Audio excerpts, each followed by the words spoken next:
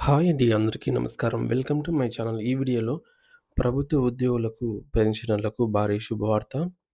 Retirement చెల్లింపులపై సంచలనం. 15 రోజుల్లోనే బకాయిల చెల్లింపులు తుది ఉత్తర్వులు విడుదల అనైతే అప్డేట్ రావడం జరిగింది. దీనికి సంబంధించిన పూర్తి వివరాలైతే వీడియోలో తెలుసుకుందాము. వీడియో అయితే ఎక్కడ గాని స్కిప్ చేయకుండా ఎండ్ వరకు చూసేయండి. అప్పుడే ఇన్ఫర్మేషన్ పూర్తిగా అర్థమవుతుంది. అలాగే వీడియో చూస్తున్న ప్రతి ఒక్కరు వీడియోకైతే లైక్ చేయండి ఫ్రెండ్స్. ఈ వీడియోని తోటి ఉద్యోగ పెన్షన్ మిత్రులతో అయితే షేర్ చేయండి. కొత్తగా మన ఛానల్ చూస్తున్న వారు సబ్స్క్రైబ్ చేసుకోండి. సబ్స్క్రైబ్ చేసుకోవడం వల్ల నేను చేసే ప్రతి ఒక్క వీడియో మీ వరకు రీచ్ అవుతుంది. ఇక ఆలస్యం చేయకుండా వివరాల్లోకైతే వెళ్ళిపోదాము. ఆంధ్రప్రదేశ్ రాష్ట్రంలోని ప్రభుత్వ ఉద్యోగులకు మరియు పెన్షనర్లకు సంబంధించి తాజా అప్డేట్ అండి.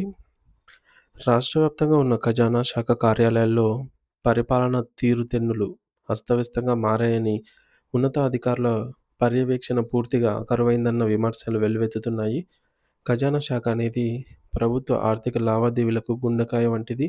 కానీ అక్కడ పనిచేస్తున్నటువంటి కొందరు సిబ్బంది మరియు అధికారులు ప్రతి చిన్న పనికి కూడా పైసలిస్తేనే కదులుతామని భీష్మించుకొని కూర్చున్నట్లు తెలుస్తోంది.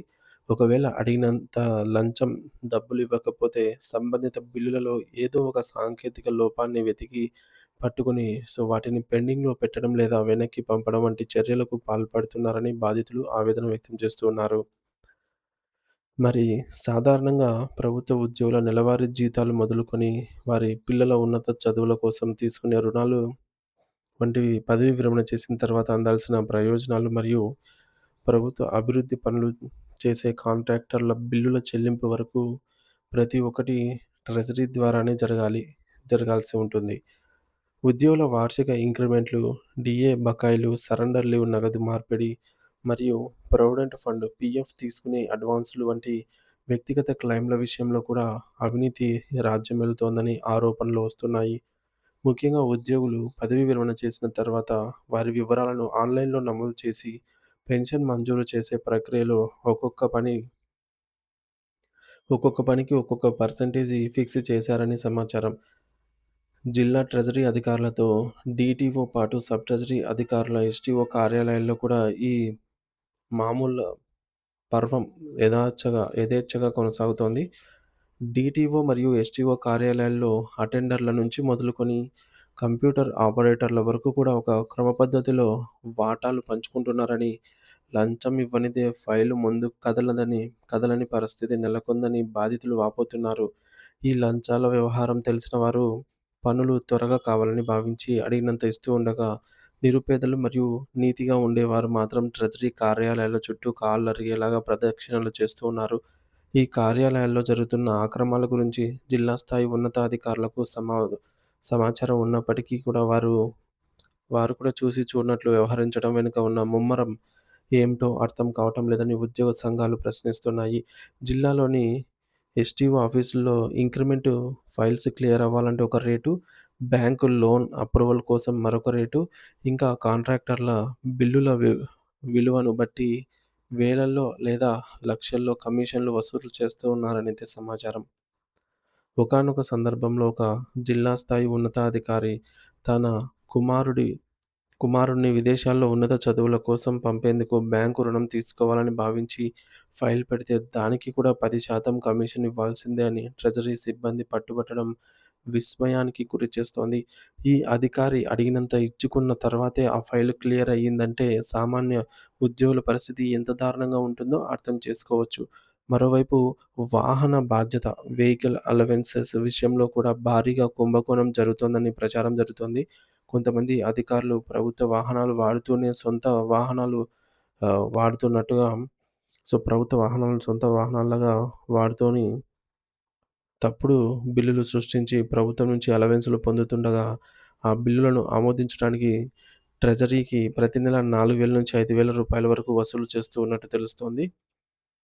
రిటైర్డ్ ఉద్యోగులకు అందాల్సిన కమ్యుటేషన్, గ్రాట్యుటీ వంటి ప్రయోజనాలు ఆన్‌లైన్ చేయడంలో కూడా తీవ్ర జాప్యం చేస్తూ వారిని ఇబ్బందులకు గురిచేస్తూ ఉన్నారు. వృద్ధాప్యంలో మందులకు, వైద్య ఖర్చులకు డబ్బులు అవసరమైన సమయంలో ఇలా లంచాల కోసం వేధించడం అత్యంత అమానవీయమని పెన్షనర్లు ఆవేదన చెందుతున్నారు. జిల్లాలోని ట్రెజరీ మరియు సబ్ ట్రెజరీ కార్యాలయాల్లో అవినీతిపై ప్రభుత్వం కఠిన చర్యలు తీసుకోవాలని ఏసీబీ దాడులు నిర్వహించి దోషులను శిక్షించాలని ఉద్యోగులు, కాంట్రాక్టర్లు డిమాండ్ చేస్తూ ఉన్నారు. ఇదే సమయంలో బ్యాంకింగ్ రంగానికి సంబంధించి reserve bank of India RBI ఒక అత్యంత కీలకమైన మరియు మానవీయమైన ఆదేశాన్ని జారీ చేసింది. బ్యాంకు ఖాతాలు బ్యాంకు ఖాతాదారులు మరణించిన సందర్భంలో వారి కుటుంబ సభ్యులు లేదా నామినీలు ఆ ఖాతాలోని డబ్బుల కోసం నెలల తరబడి తిరగాల్సిన అవసరం లేకుండా సరికొత్త నిబంధనలను రూపొందించింది. ఆర్‌బీఐ ఆదేశాల ప్రకారం ఖాతాదారుడు మరణించిన తర్వాత డెత్ క్లెయిమ్ దరఖాస్తు చేసుకున్న కేవలం 15 రోజుల్లోగా బకాయిలన్నిటినీ చెల్లించాల్సి ఉంటుంది.